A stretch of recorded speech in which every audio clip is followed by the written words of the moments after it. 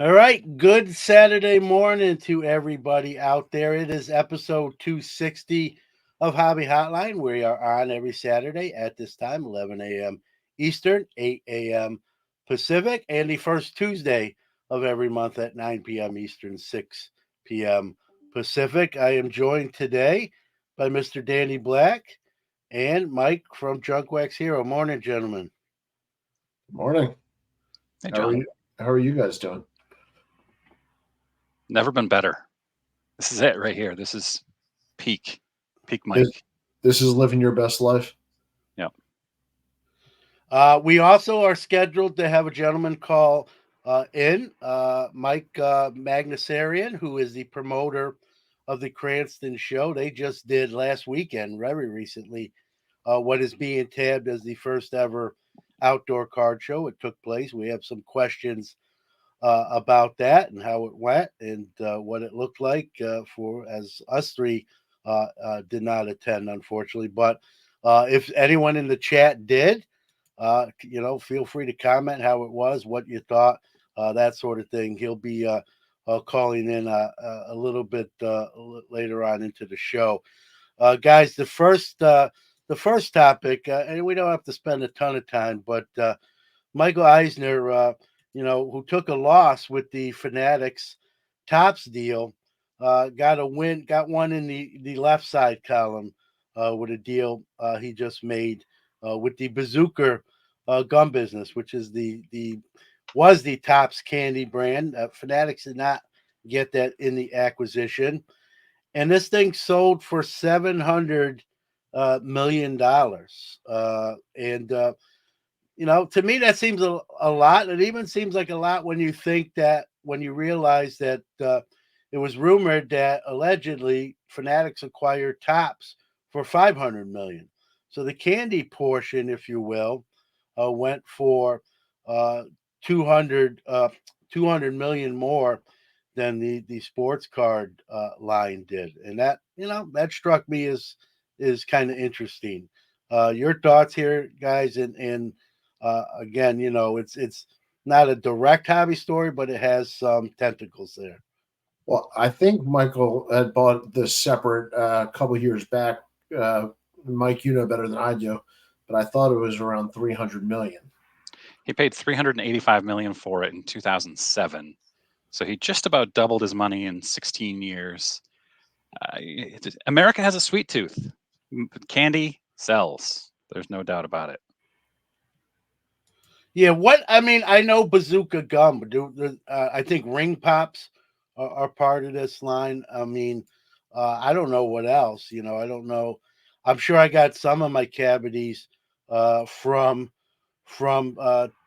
Top's candy line, but you know, Eisner, like Mike said, paid what 300 million for this, so he came out profitable, made up probably some of the loss from the SPAC not going live, thanks to Fanatics. But you know, uh, Can we talk about how much free gum he must have had? I don't know. You think Michael Eisner chews gum? I think Oh, he has someone chew gum for him. I don't think he chews his own gum. Like Jerry Jones has someone clean his glasses and then hand it to him. I think Michael Eisner has somebody, uh, chew gum for him. Obviously, I jest, but it's a W. I know I picked on him.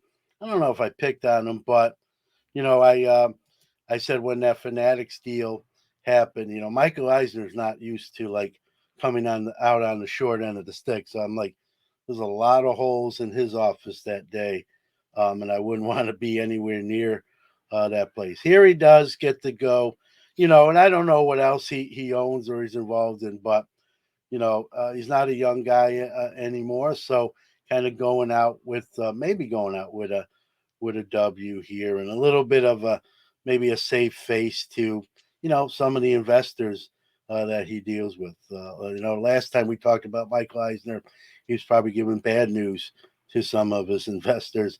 Now he has a bit of good news to share with them. So, 200 more million than the Topps card brand, which I don't know all the ins and outs of it.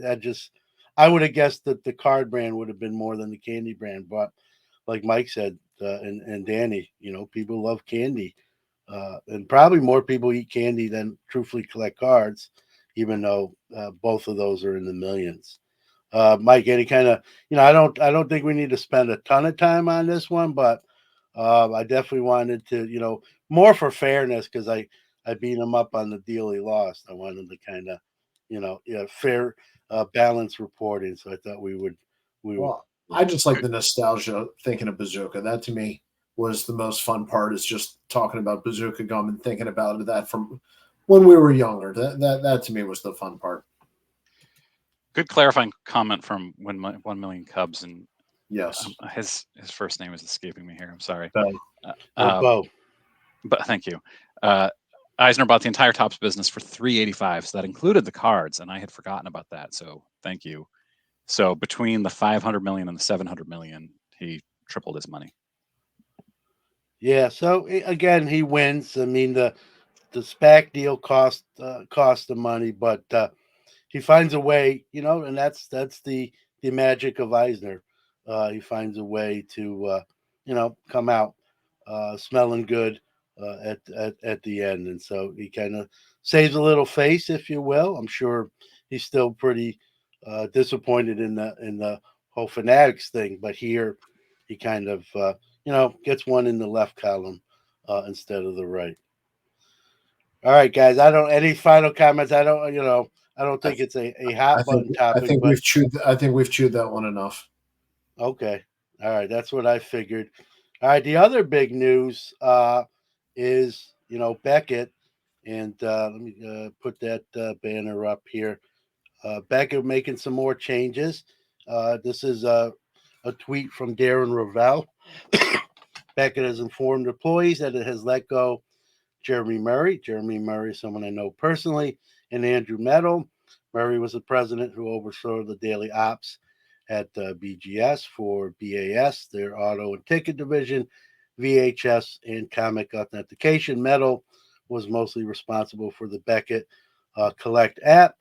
Murray was there a long time, 18 years, and very popular, and goes on to say that people in Dallas are not very happy with that decision. I will also add that the firings were done via email, guys, which I have my thoughts there. Not very classy. And Jeremy Murray was told he wouldn't be traveling to the most recent national in Chicago. So the writing was kind of on the wall there, but still, whether you expect it or not, you know, I've been fired once in my life. It was done in person, which for the 2 cents it's worth, I appreciate.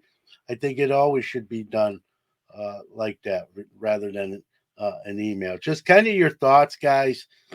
Maybe how it was done, where Beckett is going under Kevin Isaacson, and that sort of thing. We were all at the National. I went by the Beckett booth on numerous occasions. The busiest it was to me, when Dr. Jim was there, meeting people, signing things, photo ops, talking with people. But your thoughts here? Yeah, and we're in this chat, the hobby hotline private chat about things that have happened and what we're going to discuss. And somebody commented that it was shocking, and I didn't think to ask them. It may have been shocking that Jeremy Murray was fired, but was it surprising? And I don't have these relationships that you guys have. I don't know Jeremy Murray or Andrew Metal, but just I got back into the hobby in 2020, and I hear people talk about how Beckett used to be number one, 1A, 1B with PSA for grading, and they are not anymore. And how long had Jeremy Murray been the CEO or had been in charge of Beckett grading, etc.? Was it Like 18 years. 18 years? And they effectively, they didn't collapse, but they plummeted since 2020 from where they were to third or maybe even fourth. I saw a ton of people grading CSG cards at the National. I saw a lot of CSG slabs at the National. I saw plenty of Beckett too, but I feel like there was more CSG, ultra modern. And so it's what's surprising to me, what's shocking to me, is that he wasn't fired sooner. Yeah. Go ahead, Danny. I want to piggyback on that because I agree pretty strongly with what Mike said. The point I was going to make was everybody's complaining about everything Beckett's done. Everybody's talking about Beckett not being what they used to be. Everybody's talking about their lack of innovation. And look what they were in charge of. They were in charge of the areas that everybody's complaining about. I mean, the Beckett Marketplace app is a joke.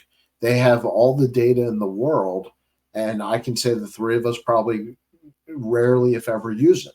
And how, to Mike's point now, how can you justify keeping somebody in a position where the product is not doing what it should do? So the difference between shocking and surprising, there is a difference. And they might be tremendous gentlemen. You've interviewed Jeremy Murray, and you know him better than I do, but being a good person and being there a long time when a company goes downhill is a tough position to be in. Yeah, and I agree. Like the track record was not good. I mean, I think the proof's in the pudding. I'm not necessarily defending that he shouldn't have or should have been fired. I don't think he has if it's a court case to whether you stay on or you're let go. It's an uphill battle.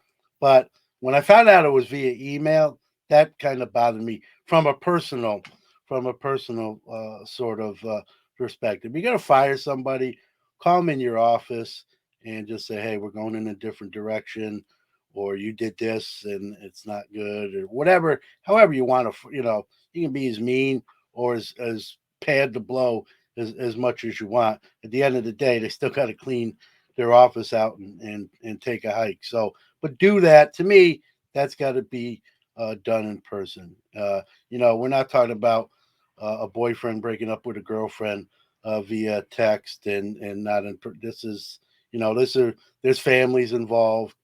Even though it's one person losing their job, there's a lot attached to that. So I just think do that. You're gonna make that decision. Be a man, right? I've been in positions where I've had to let people go or tell them that they no longer continue.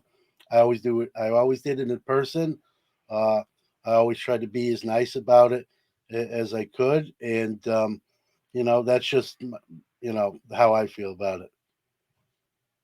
I think that it's a shame that it was by email, but when you're asked to not go to the national,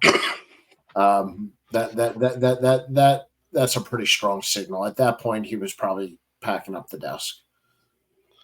Yeah, I think he knew. I haven't talked to him, that recently since this has happened, or even since his non-appearance at the national, right?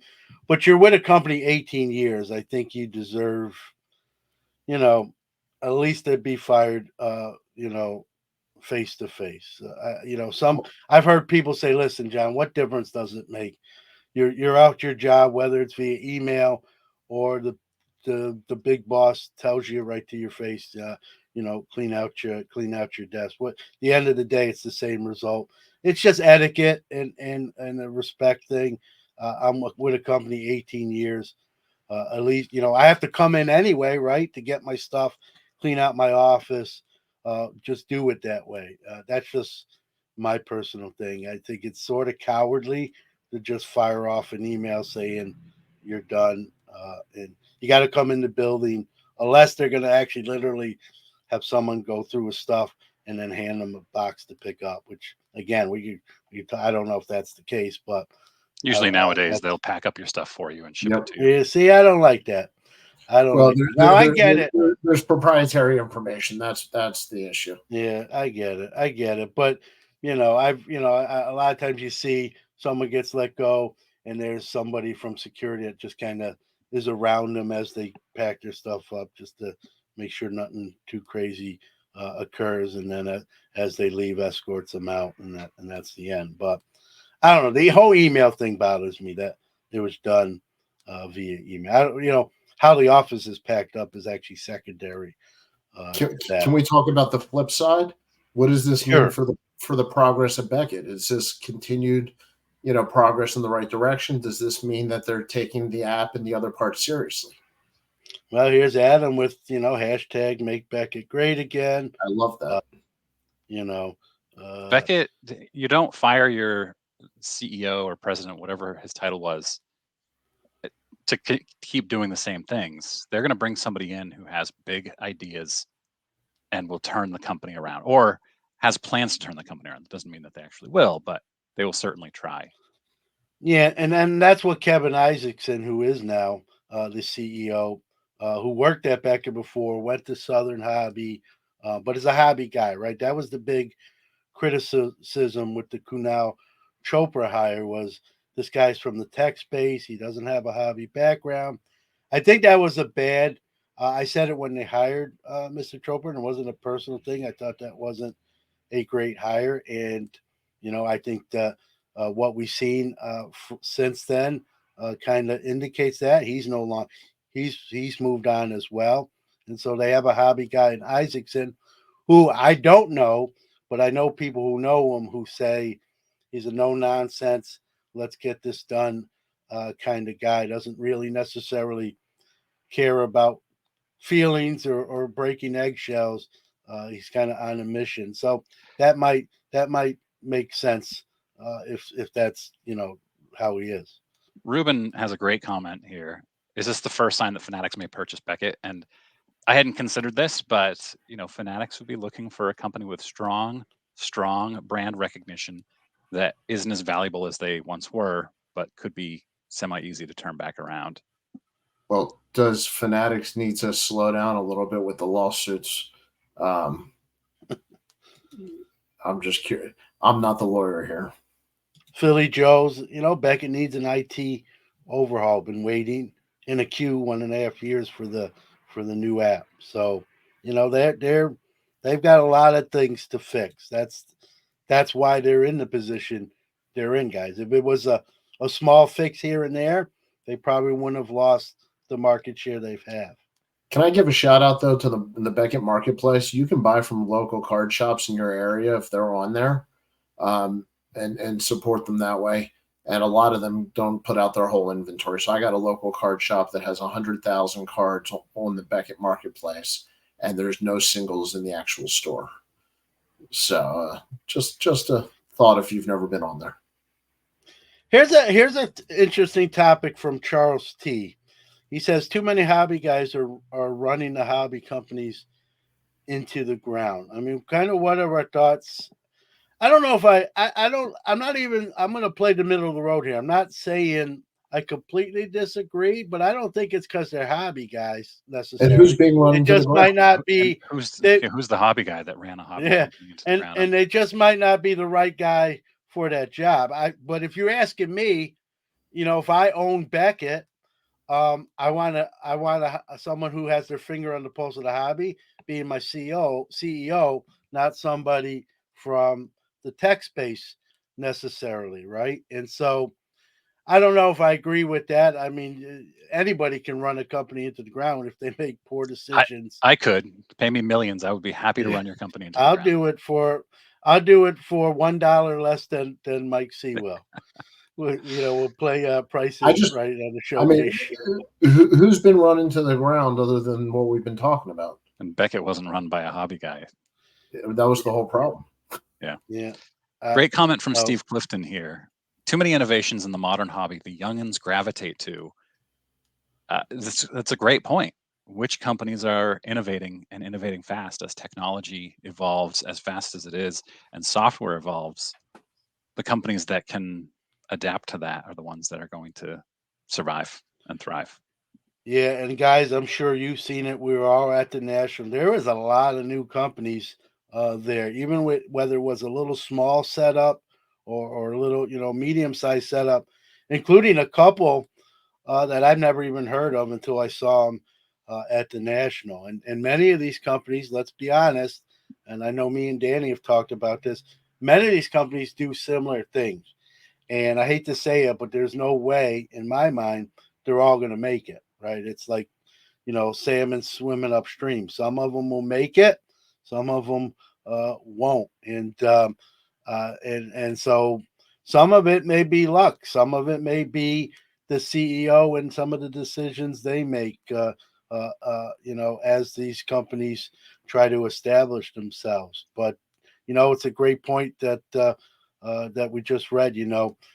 Sometimes I think some of these established companies think because of their name recognition, they can kind of sit on their hands, and I don't think that's always the case. You gotta keep up with the hobby, with the other companies that are bringing that innovation.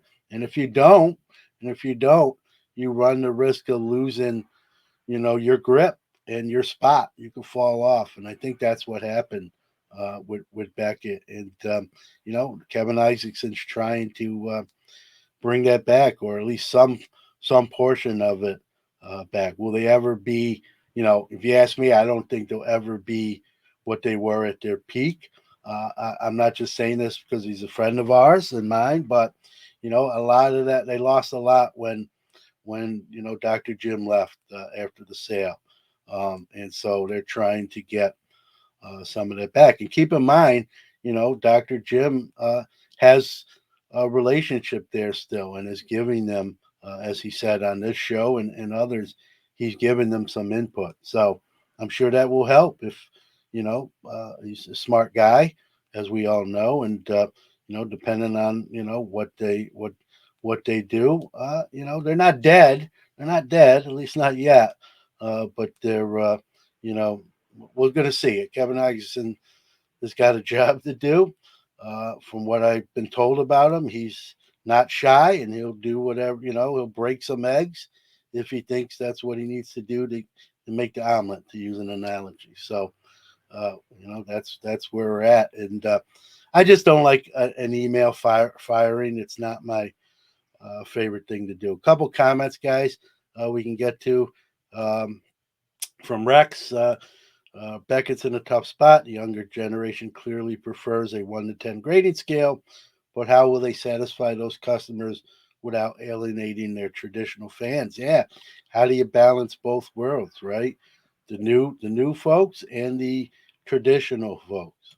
It's baffling to me that 9.5 is gem mint on Beckett, and they give what every other company would consider a 10. Well, it wasn't for 5 minutes, and then it was again. I know, a couple times. But when you're grading cards, you want your cards to come back as 10s, and you're happier when they're 10s. You want a higher percentage as 10s, and Beckett's just like, now we're going to give you a lower percentage that are 10s because we think 9.5 is good enough. But you don't get that rush from a 9.5. Maybe you do. I don't know. I don't. Well, I'd I rather have the 10 like everyone else in the world, but yeah, you're right. But a Go ahead, Danny. 9.5 doesn't mean you would have gotten a 10. A 9.5 could have been a 9. What percent of 9.5s with Beckett cross to 10 with Beckett or SGC? I would be curious on when they're crossed, how many are 9s and how many are 10s. Yeah, I don't know. How do you like? I don't know if someone did like I'll crack talk to a bunch of I'll talk to Ryan Szynski from Gem Ray and see yeah. See if he see has if we can get anything an on answer. that. I see videos frequently where people have bought 9.5s from Beckett, sent them to PSA, and they all crossed at 10s. That's very small sample size. That's not scientific at all. Yeah. Charles T responded to kind of our take on his initial comment. He says top steals, Panini's top guys. They ran Panini into the ground. Now they get a free ride for a few years. We need innovation, not recycled hobby guys. PSA was mismanaged for years until they were fired. I will say this: there is, and I don't care. This is not even a hobby thing, guys. This is just a workforce environment. There's no substitute for experience in the profession. Now, you could say, well, they're experienced, but they're lazy, or they're set in their ways. All right, that's an individual thing, but someone who's been in the hobby, who's wore maybe a few different hats, they're valuable, whether you like it or not, or whether you think they're the game has passed them by, to use a sports analogy or a manager or coach analogy. They still know the ins and outs of the hobby, and I think that we shouldn't poo-poo that. Now, does that mean someone from the hobby with a lot of experience can't make multiple mistakes or maybe think a little bit too much in the past? Sure, but I think that's more of an individual basis than just saying every guy with 20 years hobby experience stinks now because they're not in touch with the current hobby. I don't think that's fair to them to paint with that kind of broad brush, but I guess we do. Some people do it. Um, I agree. Fresh perspectives are nice too. I think it's probably more of that balance, right? Some of the experience with people with new ideas kind of coming together and kind of taking a company or brand to maybe what they hope is the next level. Davis has a comment. A pop 50 really means a pop 350. While I disagree with the math there, I do think that he brings up a good point that we should have a master pop report. And I think, Danny, you just mentioned the company. What is it? Gem Mint. I've been fighting and praying for this for so long. You have no idea. I could not agree more. Yeah. If we had a master pop report where you could just quickly look up how many 1989 Ken Griffey Jr. upper decks have been graded. And that might be scary if that number ever really. Well, I can tell you it's the grading companies that don't want to do it. Yeah, they're not going to release their API for something like that. Yeah. And Charles, I agree with experience is valuable, but if they don't have the ability to adapt, then they shouldn't need to come. I agree with that statement. That's the one, Charles T. I guess that's what I was kind of saying in a longer fashion than you did, but succinct and to the point there. Yeah, I think you have to. If you're experienced, there's value there, but you also, what worked in 1985 or 1995 might not work in 2023, and you have to have the ability to adjust and make those changes for the modern times. So I agree. That's actually Nat Turner. It's Beckett calling. They're mad. Right. I have that in a 9.5 BGS slab. Well, there you go. Sooner history, if you ever cross that over, we want to expand our sample size of crossover. So let us know which way it goes. So here's it. Here's Sooner history. I have that Griffey in a 9.5 BGS slab. And Victor's point here too. This is always something that I always think about when people like crack and resub that proper report. It was obviously going to be inaccurate. We know that, but still, it does, and that happens a lot more than we think. I've actually only done it one time. I think it happens way less than we think. Yeah, you think it happens way less? Oh yeah, I think it's well under 1%, like 1/10 of 1% of all graded cards ever get crossed over, cracked. Yeah, I agree with you. It's. I don't think. I think it's higher than 1%. What is it? I don't know. So sorry, guys. No, it's all right. Sooner history. I'm thinking about it. Well, yeah. Let us know. Card Ladder has a master. No, it does not. It has a lot of information, but it does not have all the major companies. And they Adam, do not shut have all down. the cards. Adam, I love Card Ladder. I use it all the time. I wish it had the master. It's very close. I consult with a couple different companies in this space. Getting a master list of every card ever made and 12 new releases a week is a logistical challenge for these companies. All right, guys. We're waiting for Mr. Magnusarian to link in. Let's tackle this while we wait. He should be here any second. We'll tackle this, and then we can come back after too, as well. A big story that kind of broke this week is flawless resealed boxes. Apparently, 21-22 flawless basketball. To be exact, this happened with a overseas breaking outfit called Beijing Love Cards. They broke some of this 21-22 product on an app called Hobby Stocks app, which is the Chinese equivalent of Whatnot. And cards that came out of these boxes and cases were cards that were listed for sale on eBay and other selling platforms. They had already been unearthed, or so to speak, or pulled out, and now they're miraculously back in, a sealed product. It was made apparent to them. Kudos to Beijing Love Cards. They reimbursed anyone who bought into that break. They gave full refunds, and I guess somebody asked them, "Well, where did you get your cases of flawless 21-22 basketball?" And one of the suppliers they mentioned, or distributors they mentioned, was Dave and Adams Card World. And I Mike, you said that Dave and Adams has issued a statement. I haven't seen that. Do you know what they said? I was looking for it. I'm pretty sure I saw one where they just said, "Yeah, we buy third party products all the time," and we know they do because they're always advertising. We're looking for 1984 tops. We're looking for 2020 flawless, uh, and so people will buy them from there.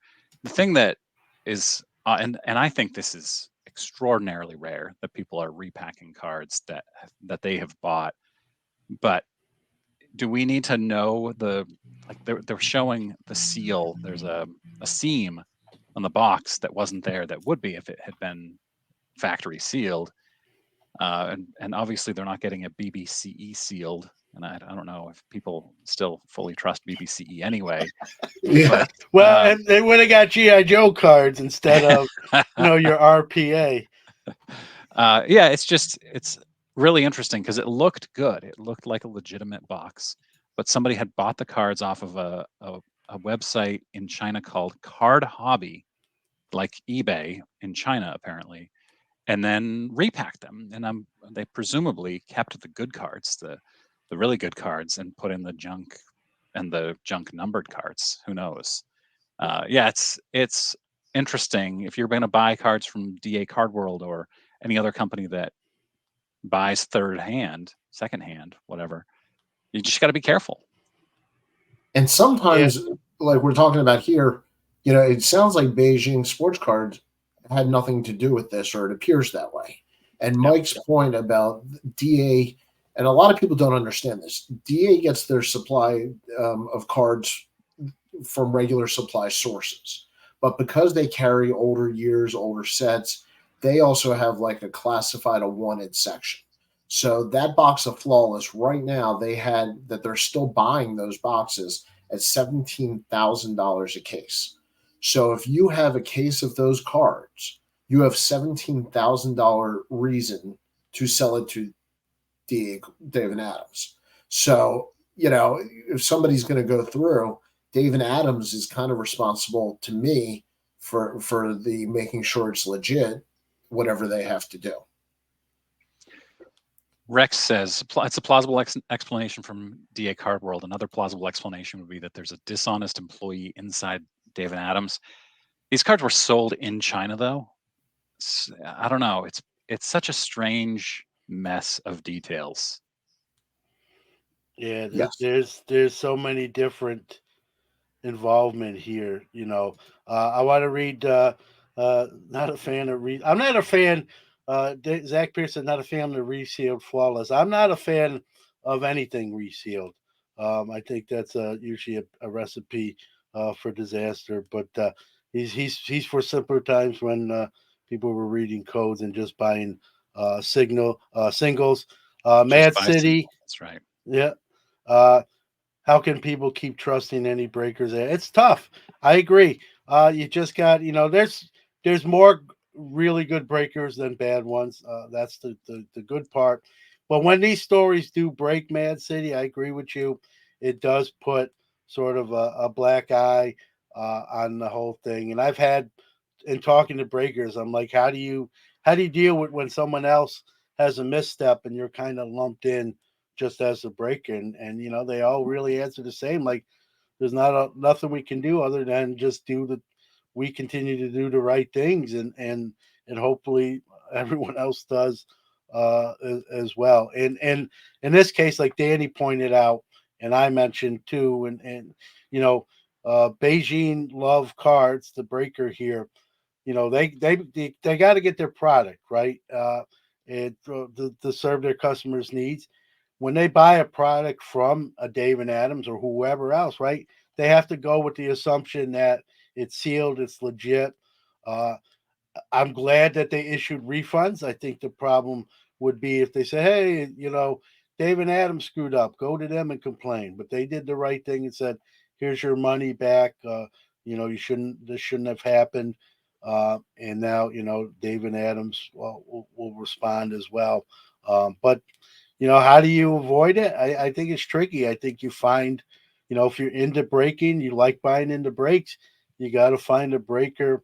Ask people, do your research, and find one you really like or can trust, or others can vouch for. But mistakes can happen. I mean, I don't even think this Beijing Love Cards.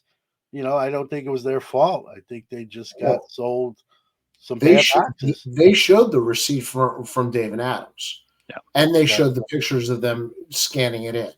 Yeah. So listen, that's far from 100% proof of anything happening on their end, but it's pretty compelling. Would you say? It's pretty compelling, though.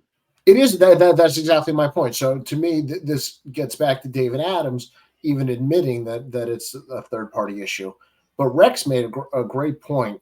And he runs a couple of card shops, and internal theft is in the retail biz is far more rampant than external theft. And that's a comment to maybe David Adams. It was an internal employee or something like that. I would reckon with all the product that they have go through there at those prices, it would be pretty tempting for a lot of their employees. Yeah, and someone will say, well, how does that happen, right? Well, maybe an employee who's opened some of that product already takes a case or two home, opens them up, pulls out those big cards, puts in some of their cards that they previously opened that aren't as big. They got a shrink wrap machine, right? And they shrink wrap it and bring it back to their workplace and put it back on the shelves. And that's where the missing seams came in, were reported on some of these messed with boxes or cases. And Flawless, for those that don't know, Flawless is a metal briefcase. So someone opened that, pulled the cards, it looks like, anyway. We don't know who, but Rex brings up a point. Could be an employee that has some of this product already that they've bought personally. They say, hey, I'm going to pull the big ones out of these cases and bring it back to Dave and Adams, where I work, and just switch them out. And then they'll be sold somewhere else, and no one will know it's me. Now, I like to think, Dave and Adams has camera systems. Maybe they can get to the bottom of exactly how this happened. If they didn't before, they do now. Yeah, so we have some finger of blame. The point specifically, where the buck stops, so to speak. But unfortunately, I hate to say it, it's probably not the last time we're going to hear. Maybe not with Flawless, but another product. But these stories are probably going to happen, unfortunately, every once in a while. Let's throw Sammy's comment up there, not because it's scientific proof of my point, but because it definitely helps my point. So, well, that's the most important thing. We want to make sure Mike is right here. 3/4 of Sammy's, and could be somewhere between 70. It's like 90% probably of Sammy's BG's 9.5. It's like 50%. Sammy's getting like 50-50 here. 3/4 of 9.5s, and it could just be 4 that Sammy has submitted, and 3 of them came back. Sammy, how many have you submitted? Probably 25,000 is my guess. Have come back as PSA 10s. I'm guessing 25. I'd ask Sammy, but Sammy Ruiz is Mike's burner account. So that's hysterical. So unfortunately, I'm kidding. Can I ask a second question? before Sure. Sammy gives us an answer. How do you shrink wrap a box without a heat seal? That Well, just you You that need some blows me away. scammers on. I sometimes think I've had a scammer comment on my video explaining how to do it, and I said, "Hey, not do that specifically, but do another scam." And I said, "Hey, come on my channel. I would love to interview you about how you pull these scams off." And he refused. But yeah, I mean, if you can get a scammer on and explain how they do it, I think that would be great I content. listen. I was on not a few months back. I was on Facebook Marketplace looking for like a card collection or a lot of cards that people were selling, and something that one of the items that came up in that search was someone selling a shrink wrap machine, a heat sealing shrink wrap machine. I had no interest, but you can buy one. I could have bought one Here's if I had an interest, right? So here's a very relevant story. Just this morning, I watched on Netflix a documentary called Untold Hall of Shame. It's about the Balco steroid scandal. And they were so advanced that somebody gave the government a syringe of whatever Balco had created, and it still took them 4 months, their scientists, 4 months to figure out what was in there, which is what allowed them to create a test that busted people. They're, these guys are so sophisticated, to Rex's point. Yeah, and this gets back into, you know, John. I think you're muted. Um, this gets back into how much money somebody working at a store can make when you're dealing with the high end products. I mean, Rex is talking about 75K over 9 months. That's real money. Yeah. I don't know what yeah, Rex's revenue is, but that feels very significant to me. Yeah, I think.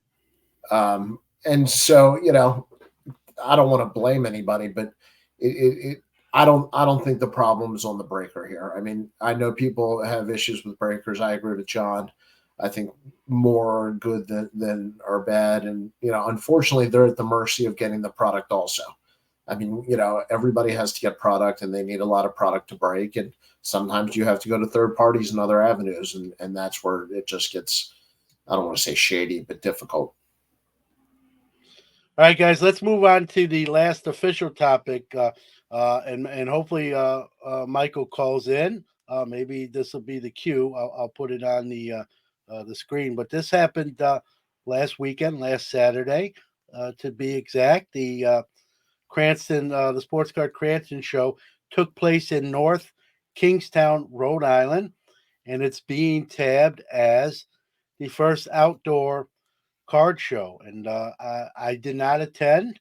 If anyone in the chat attended, please post your comments. We're supposed to have the promoter come on and talk about the event. Now, I was talking to you guys before we went live. I did flea markets in the '80s that were outside and had some of my cards blow away when a wind gust would come, and but never. I'm not aware of now. There has been card shows on like stadium concourses, like minor league stadium concourses. So I don't know, is technically that an outside card show, but this was tabbed as the first, outdoor card show. It's pretty neat concept. It had a rain date of the following day, the 13th, so Sunday. If the weather was inclement, we're just going to do this tomorrow. Um, kind of your thoughts. Is this something that interests you? Is it a novelty? As we all like to go to card shows, right? What do we think of an outdoor card show? Yeah, it is something that interests me, and I think it is a novelty. I think it's both. I think it's very cool. Just going to a card show that's outside. I would drive 3.5 hours to Cranston, Rhode Island, or North Kingstown, Rhode Island, once just to do an outdoor card show. I think it's just a neat idea, and you get. I'm sure they get publicity just for that instead of just having a standard card show. I love that they did it at a middle school. I mean, we talk about the importance of getting kids into the hobby. Put a card show at a middle school.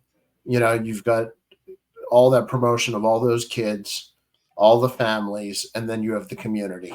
I just think that what a great idea and what a fun way to get people involved instead of a dark. room. All right, Stooks is saying it's Great not the point. first.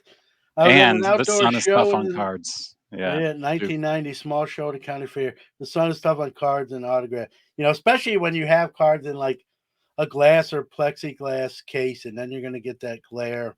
Um, heck, that happens indoors if you have lights directly above your table. Um, I know this story made most of the news outlets, SCDs, and that. It's kind of fun, right? You can be outdoors. You know, as a dealer, there's so many things that go through my mind. A gust of wind, as someone has done an outdoor flea market type setting thing, the glare on a sunny day, making cards hard to see. The heat. If you're in I saw a comment if you're in Florida, it's going to be very hot. There's a whole lot of uh, you know, uh, different variables, but it's kind of different, right? When I think we like different sometimes. I don't think there's anything wrong with it to think outside the box, right? Someone doesn't want to go, they don't go. But like Mike said, he would drive 3.5 hours to check it out and see what the hubbub's about, so to speak. And I don't know if I'd go all the time, but it depending if it's not super far away, it just be make a day trip out of it, right? Go to a restaurant, check out the show, and see what it's all about. So I love this idea. We need a card show, vintage cards, and obviously outside. That's great. yeah, has that been done? I mean, I know people are probably into both. So I drive a Honda, so I don't qualify. you got a 57 Chevy with the hood up, and then you look under the hood and there's like a 1952 Topps graded Mickey Mantle card there. Like it's a double banger. Like, hey, what kind of engine is that, sir? Oh, look at the Mantle. Like, how'd you get that? You know. Well, if they throw it in with the car, maybe. Gives a new name to what's under the hood. Here's Bo. As a promoter, he says I'd hit up an outdoor show, but wouldn't want to be a promoter one. Yeah, it's a great point, right?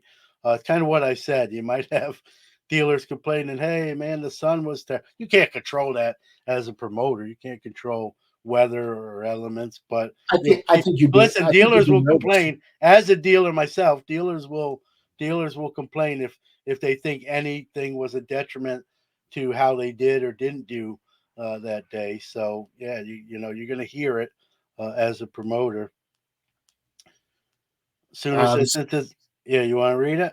Yeah, since it's at a middle school, it'd be a good idea to move lower end cards, affordable, and doesn't scare kids and parents off. That was the point I was trying to make before.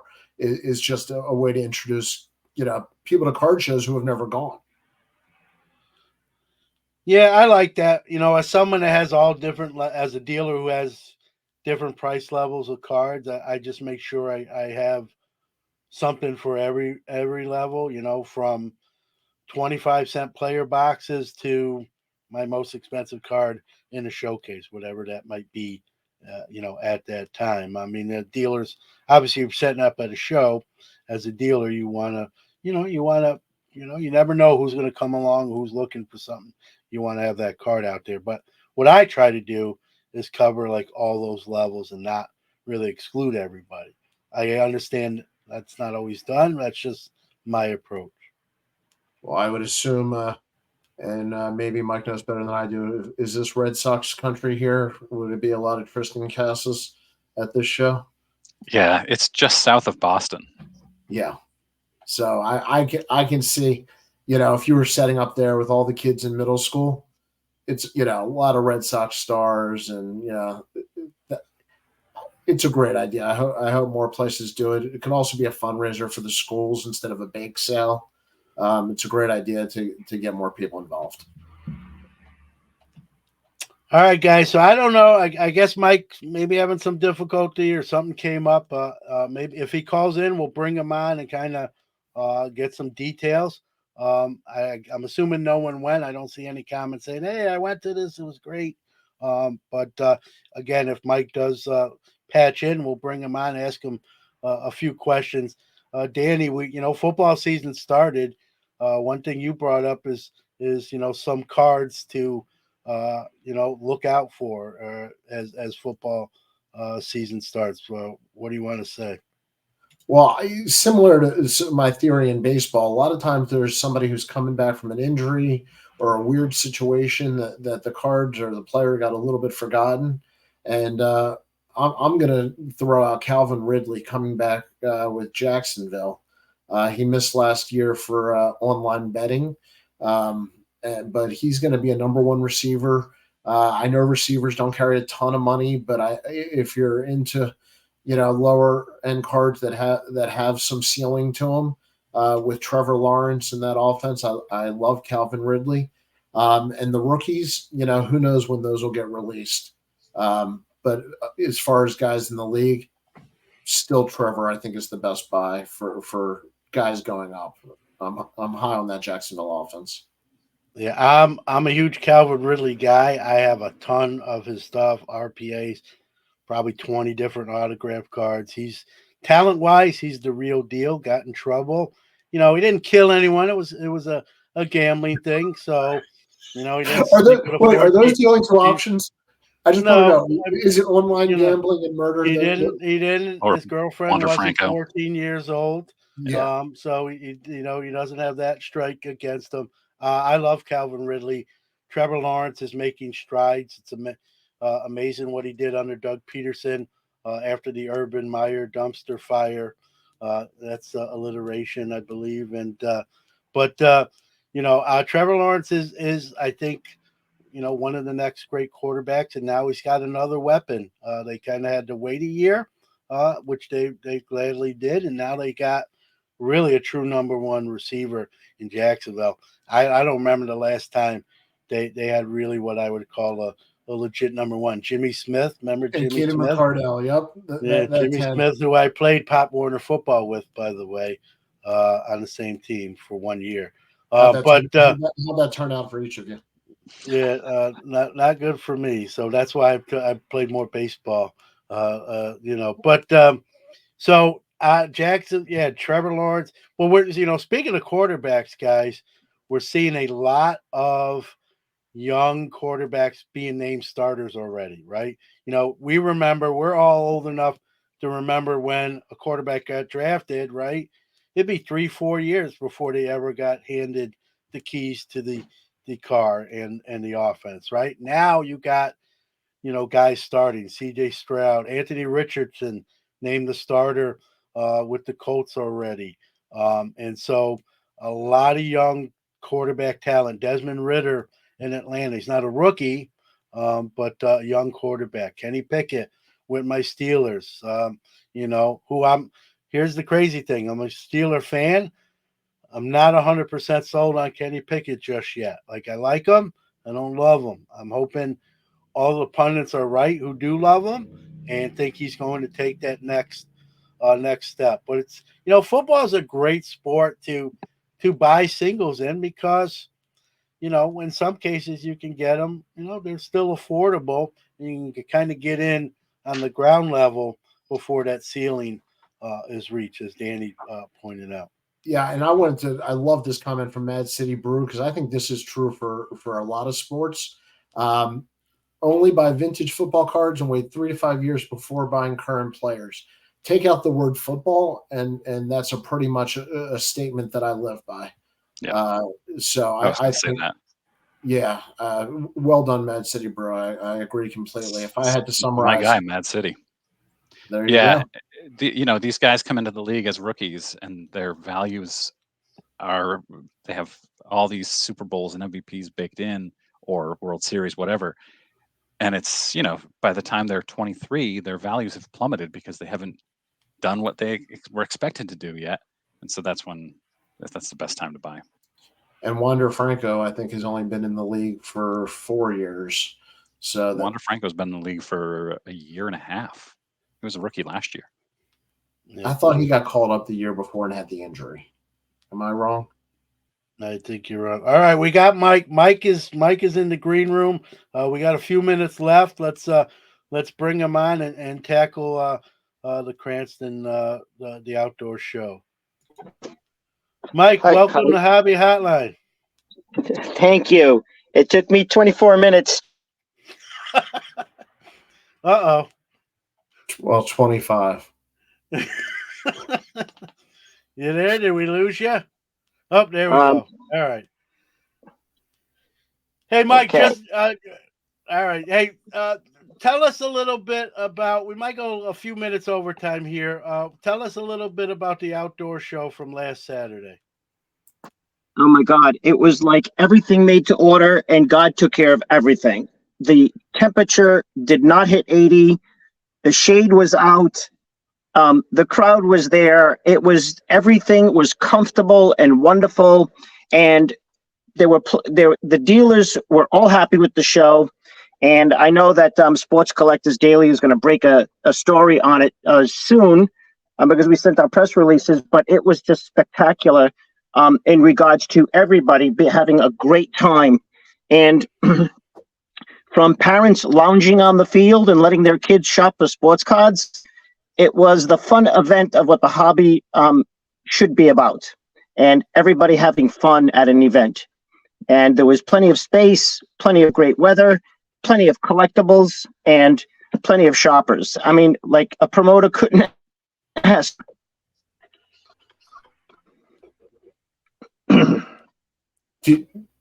Was the middle school cooperative? Were they excited to have it? Well, I learned a lot about this process, and especially when you're dealing with beaches. And that is, they don't run as traditional big cities, and the school department has nothing to do with town.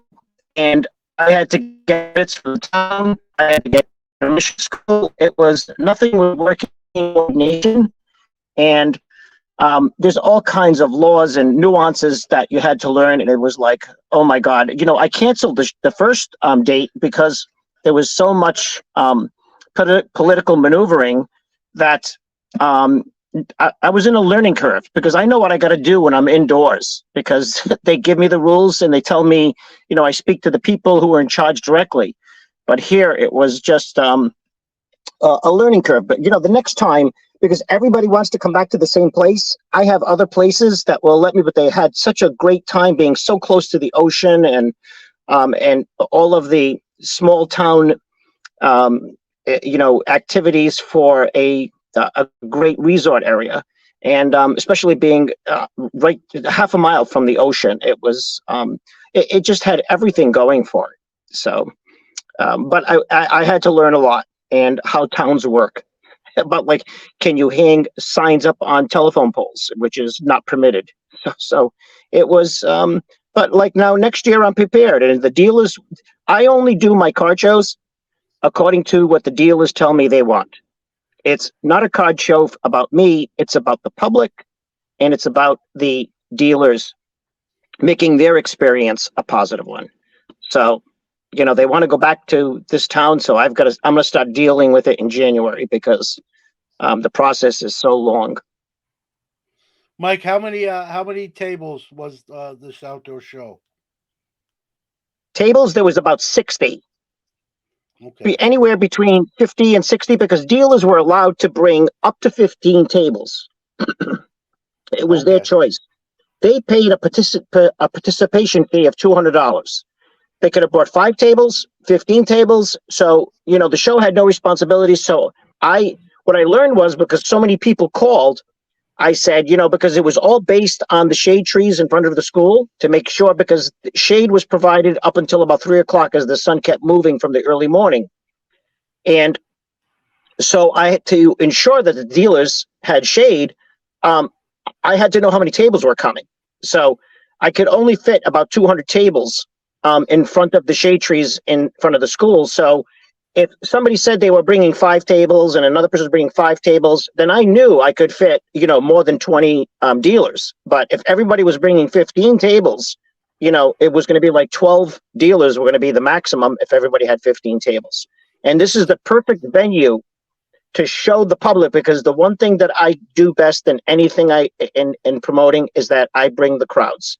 And so if the crowds were coming, it was better that you have as many tables out with as much of your stuff as possible, and for the public to be able to shop. I mean, I couldn't believe this was the first show that I did in 6 years, because my regular 2-day card shows sucked the life out of me. And that is Isley's Ice Cream. Baseball discs were the absolute most popular item on my table. Everybody wanted the 1970s. So, and I was going to leave them home. So you can't.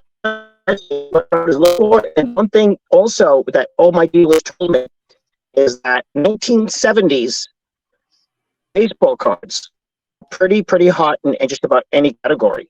So, in Isley, I think 1997, and so, I was absolutely surprised. So it was. What was So the Mike, breakdown between kids and adults? I'm sorry, John. There were so many more kids, because I had Pokemon was really prominent, and one guy told me that he had these jig bits, which I guess you got to be a millennial and know about it, because he was in tune, and he said the jig bits were the most important things on my table. And so the kids were there, and I mean, they had to outweigh serious collectors. Dealers. Dealers came because the National just had ended, and they said, I've got no inventory, because Chicago was a big success. So I had one dealer from the National, and I had one dealer prominent in New England that I just said to them, because I knew them so well, why don't you take a chair behind my tables and just go through everything at your leisure, because I've known them for so many years. And but although the dealers were spending the big money and the collectors, the kids were in bigger numbers looking for things. So there was a big attraction with kids, and the dealers and the serious collectors were definitely shopping for serious inventory purchases. So, I learned. I said, "Gee, I'm sorry." Great. Not to cut you off. Great idea here from Hammer 44. It says maybe next time you could even add in food trucks to sweeten the show. Right? Everyone loves the food trucks. I know they do those even here in Syracuse. Mike, they'll have like a food truck event with 10 to 15 different types of food trucks and music. But you could even add that to a card show and that sort of thing. So just some food, pun intended, just some food for thought for a future outdoor event. Now speaking of, so it was BYOT, it was bring your own tables, which is kind of a neat concept, right? Like you said, it was just a flat dealer fee, and if you could bring as many tables. Now, what if you had somebody bring like 200 tables and they brought like a big rig or so? Did you have like a limit? Because you obviously the parking lot's only so big. Yes, there was a limit of 15 tables. Okay. Because one guy asked me at the Rich Altman show. He said, "Hey, you mean I can bring an 18-wheeler up with like 200 tables?" And so I said, "You have a limit of 15." So they had a limit of 15 so that I could try to coordinate. I've been working on this for 2 years, and I needed a facility that was in a high visibility zone that had lots of shade. Because, dealers have, like when I would set up my Mickey Mantle cards and other things, I put all of my glass cases on the, I'm going to say the left side of the school trees, because the shade was moving, the sun was moving west and to set. So, the left side of the shade trees would have shade all day. So, it's a strategic maneuvering so that way there you can protect your inventory, you can enjoy the outdoors. And I did inquire about food trucks, and the possibilities of getting food trucks is near impossible because of the town's restrictions. So, but I am next year, the one thing I am going to do is provide a a dealer buffet. You see, if I sell food, I have to get all kinds of permits individually for every truck, and they have to apply for it. So, and then I have to pay for it on top of it. So, we have small town thinking here, and it's really not fitting in. So I just said, oh, I'm not dealing with this. And so I nixed it, and I told everybody to bring their own. And but I figured out a way for next year, because people want to go back, that I'm going to be able to set up, like 3 tables for all the dealers. What if I know how many people are coming? And it's going to be an all day out for the dealers. The public is still going to have to suffer a little, because I can't go through, all the, nuances that these small towns have in their rules and laws and everything else. So, but there will be edibles for my dealers. I got to take care of my dealers, that's for sure.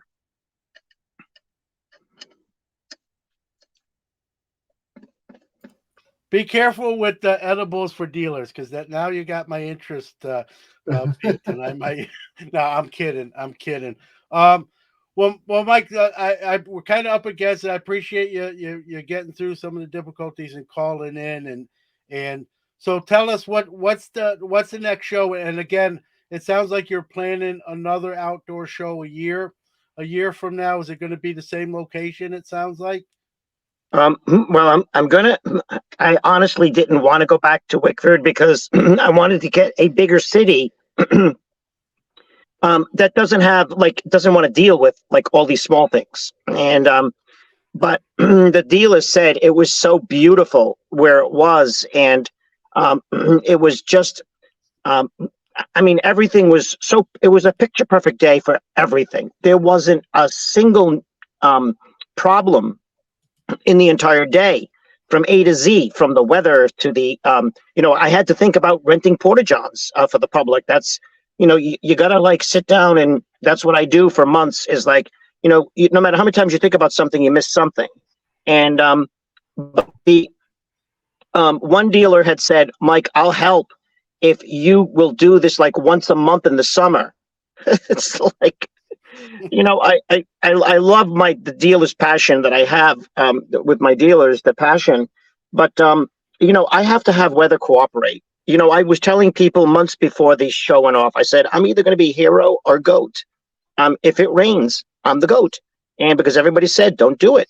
But for whatever reason, I became a hero and so next year it's going to be bigger. I hope, see that this is why I only have it as a 1-day event, because it's only Saturday. Come in at sun up, and you can stay until sundown if you want. But Sunday is the rain date, so it's a vacant date. So you can get all your hours in if you want, if the crowds or public is there. And the one thing that I learned, which I was hoping was for the tourist trade, they didn't show up. So the sports card guys were done by the place like a park. So the tourists, I guess, because beach. So, and how can you blow? So there's a lot of little things to consider, but we have of course, the October show now is a 2-day event indoors, which gets dealers and the public from 13 states. So it's the Cranston Sports Card Show. It's going to be its 2nd year in October. It's Columbus weekend, and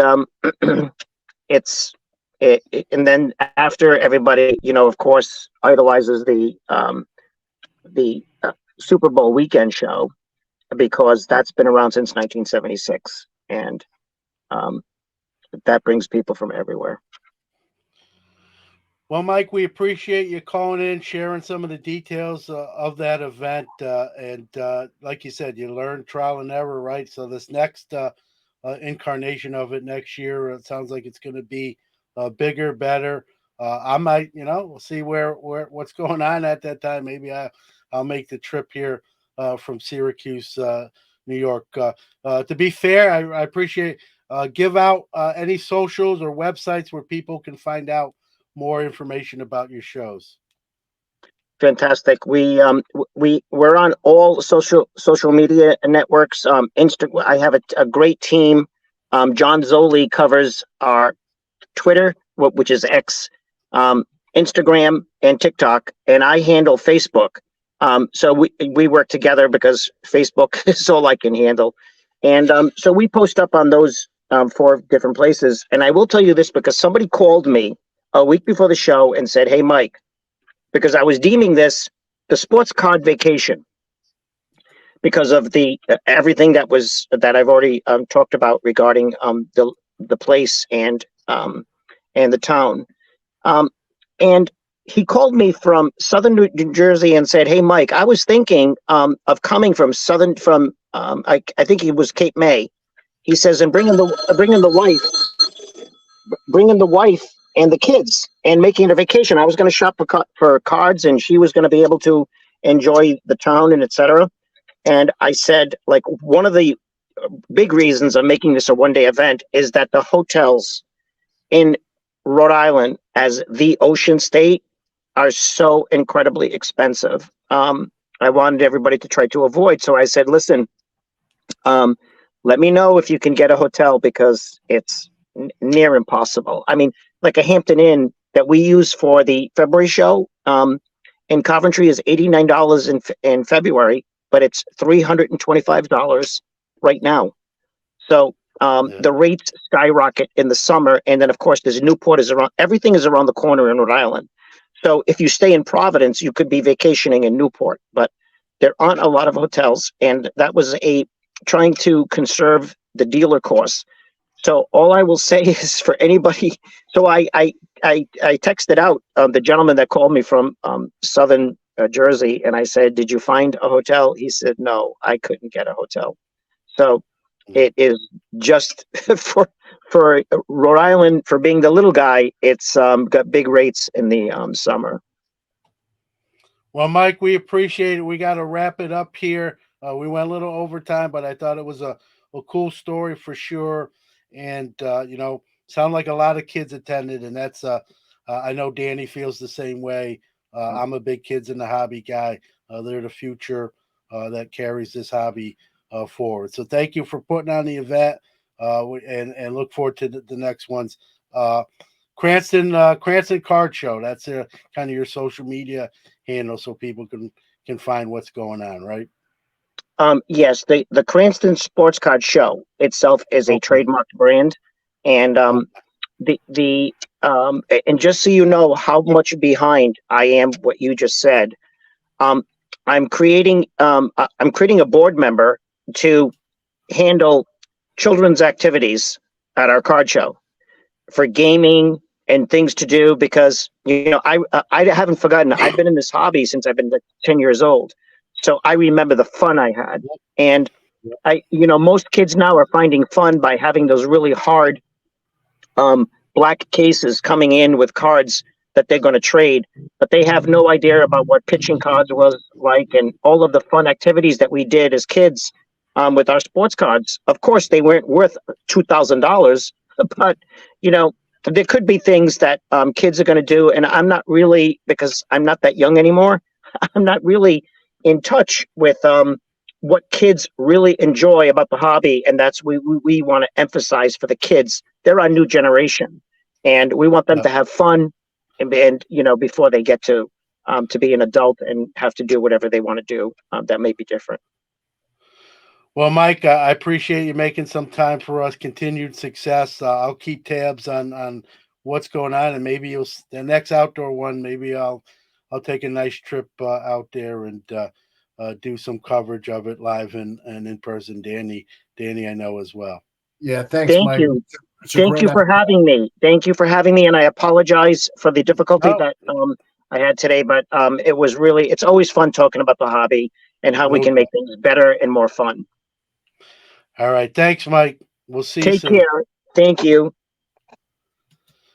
All right. A little overtime there, Danny, but and Mike C had to run. He had an appointment to get to, so that's why he had a hard out, so he had to exit stage left. But we went a little overtime, but I thought it was important. You don't get these outside shows all the time, and who better to hear from but the guy who put it all together and made it happen. So we don't go long all the time, but we did this week. So for those of you that stuck with us, Thank you for those of you that are going to listen to this on audio version. We appreciate you just the same.